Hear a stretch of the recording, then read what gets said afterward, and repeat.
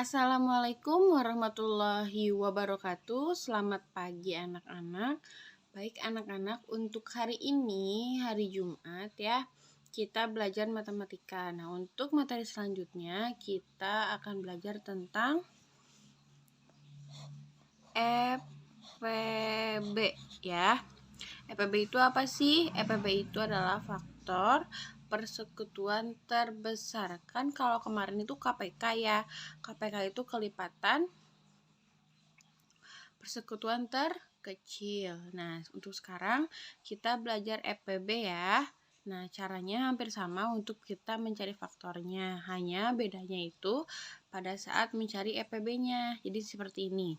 Di sini Ibu punya contoh soal misalnya 100 dan 240. Ini misal ya. Nah, seperti biasa ya, kita bagi 2 dulu. 100 bagi 2, 50. 50 masih bisa dibagi 2? Masih bisa ya. Hasilnya 25. Nah, 25 dibagi 2 nggak bisa ya. Bagi 3 nggak bisa, langsung dibagi 5 saja, hasilnya 5.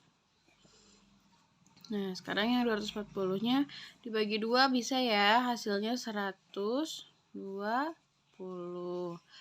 Nah, 120 dibagi 2, 60.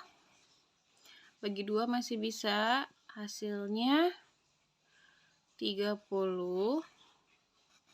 Bagi 2 lagi, hasilnya 15. Nah, 15 bagi 2 nggak bisa ya. Hasilnya berapa? Bagi 2 nggak bisa, bagi 3. Hasilnya 5. Nah, gitu ya. Kita tulis faktornya dulu. Faktor dari 100 yaitu adalah 2, 2, 5, 5. Cara tulisnya bagaimana?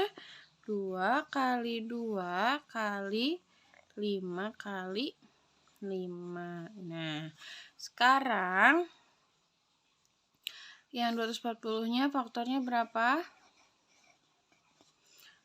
2 kali 2, 2, 2, 2, 3, 5.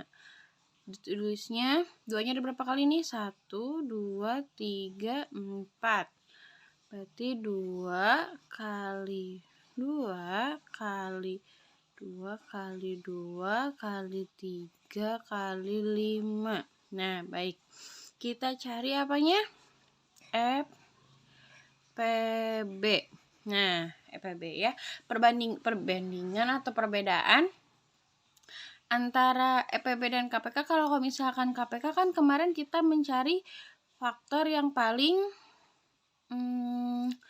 angka bilangannya itu paling banyak. Nah, kalau misalkan EPB itu walaupun singkatannya itu faktor persekutuan terbesar, tapi kita mencarinya yang nilainya tuh yang paling kecil ya. Jadi kayak gini nih. Jadi coba kalian lihat nih contohnya.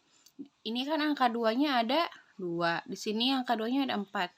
Kita cari yang paling sedikit. Nah, yang paling sedikit yang mana?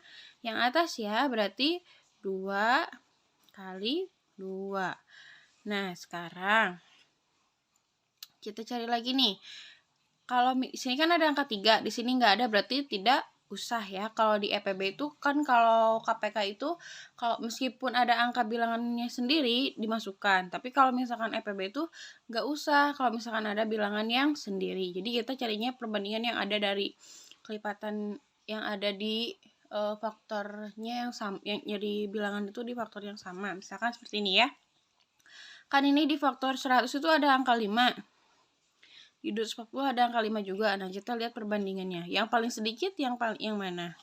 Yang di faktor 240 yaitu 5-nya cuman 1 ya. Kita tulis ya.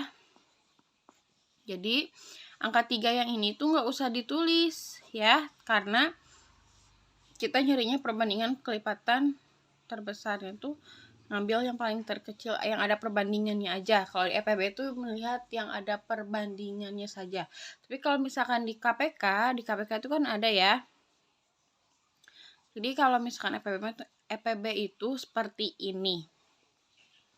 Nah, kita langsung jumlahkan saja ya. 2 kali 2 4. 4 kali 5 20. Jadi EPB dari 100 dan 240 itu adalah 20. Nah, coba kalau misalkan Ibu minta kalian nyari KPK-nya. Misal ya, ini mah ya.